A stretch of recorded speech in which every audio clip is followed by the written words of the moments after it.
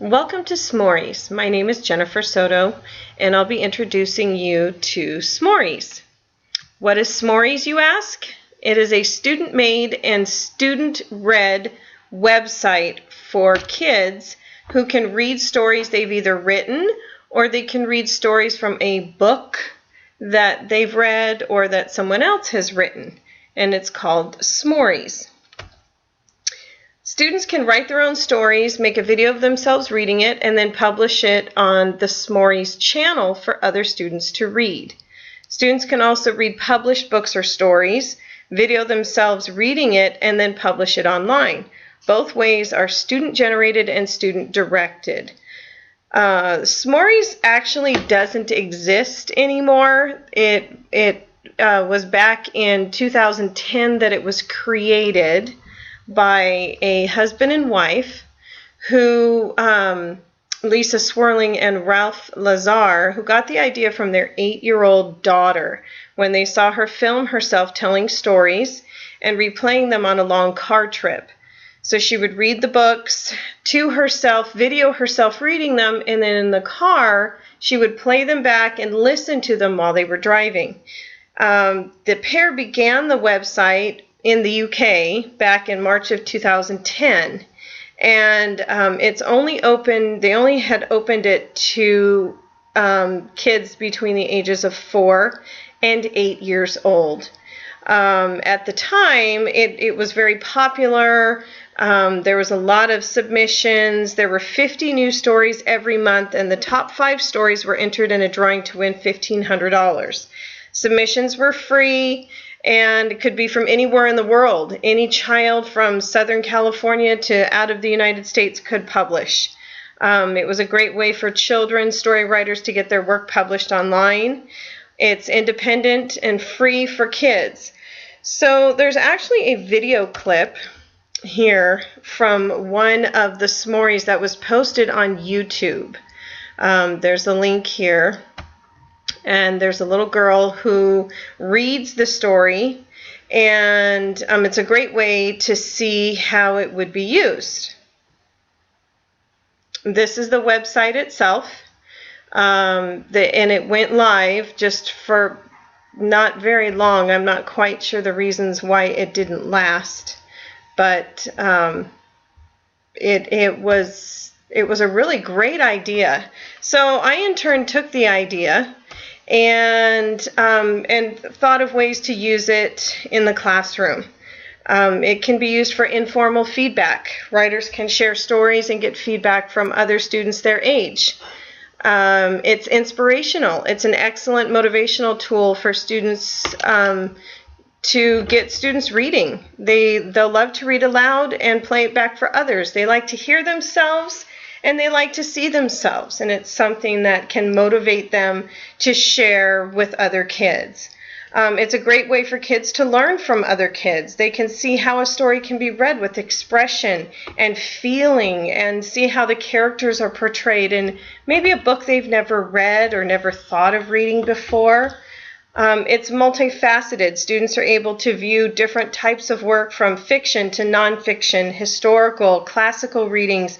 Any type of reading would be great for kids to see and hear themselves. You can use it in the classroom, and make your own website, so to speak, or your own videos for kids to play back. Teachers can have students pick a book in their own reading level. The students can record themselves reading the book aloud and replay it for the class to listen to. This way the teacher can see examples of the student's fluency. It's a fun way for kids to be able to read the book without pressure, and gives the teacher an idea of the student's fluency. Teachers can have students write their own stories. Those stories can be read aloud and recorded to share with the class. This can be used to practice reading with feeling and emotion, or certain types of grammar if you're looking for more expressive writing. Having the students write their stories and then read them aloud, and using the words that they've chosen in their stories to show different types of emotion. In upper grade, as I said, S'mores was only used for kids between the ages of 4 to 8. But you could use it for a history assignment, assign characters and video themselves reading historical events to share with the class or other classes. Math students can recite algorithms and record themselves to help with memorization. Science groups of students can summarize certain parts of a chapter, record themselves giving the summary, and then play for all the students in the class. So, let's say you have 30 kids in the class and you give 5 kids each a section of the book, and then they summarize it, and then they use that as a learning tool to learn from each other. So I think it's a great way to use video experience to get kids to learn from each other. S'mores is beneficial for elementary grades.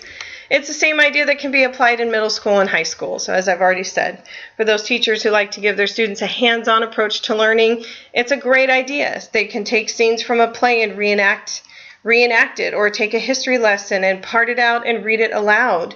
It's kids love to be able to be a character in a story that they're reading and be able to see what that character does and feel and how it plays out in a story. You can do things like a sharing activity. Each group gets a part of the story to read aloud. They can record themselves and play it for the whole class to see. For the younger crowd, S'mores is a great learning tool for reading, writing, and listening skills. Provides them with the opportunity to be different people, try new things. They can read all different books, different genres, get ideas of how it sounds as they're reading it aloud, where they can maybe be more expressive, where they need to show more feeling. S'mores is a great way for kids to get out there and learn how to read. Here's a video example that was posted on YouTube, hopefully it plays, of a little girl who was on the S'mores website, and this I actually pulled from YouTube, and it's her reading aloud a story. The Mill by Denise Stanley. A long time ago in a faraway land there lived a man called Eric. He lived in a very small cottage by the sea. Eric was a poor man, but he was very happy and always had time to help others in the village. One day, while he was hunting in the woods, he saw an old woman hunched near a tree. "Do you need help?" he asked. "You are very kind," she said, "but I am the one who is here to help you. Beneath that tree is a doorway. It leads to a mean goblin's home. Go through the doorway and into the room. Under the table you will find a mill. Bring it back to me." Eric did as he was told. The old woman showed him how to use it, so he would never be poor again. When Eric got home, he put the mill on the table. "Grind, mill, grind," he said. "Grind me food, the best you can find." The mill turned round and round and ground out large platters of food. Now this is an idea of a S'mores story. This is how the kids would put it online. She's reading a book that's been written. I'm not sure if it was written by her or by someone else. And then it was published on the S'mores website. Now this parent actually posted it online for other people to see. So that's just an example of how S'mores was used at the time. They're stories written for children by children and for children to read. The website is safe because it's meant for young children. When the website was available for viewing, it was hard to click on other things. Once it was open, the children could navigate through and just read the stories. Children like to watch and listen to other children, especially on technical devices. S'mores is a safe online place for kids to be read to by other kids. It's not easy to navigate away, like I've already said.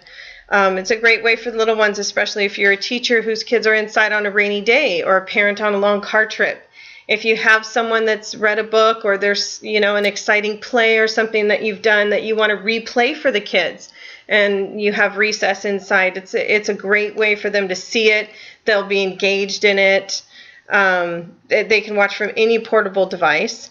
The idea behind S'mores is to provide children with a place to see each other reading stories and be inspired to practice reading aloud. S'mores is a forum for writers to share their stories and get some informal feedback.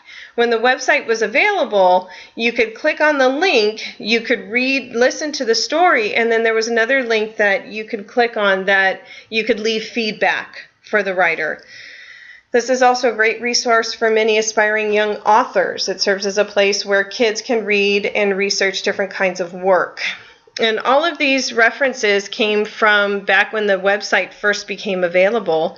And the Teacher's Magazine and different websites did articles on Smories, and it was a great resource for teachers as well as kids.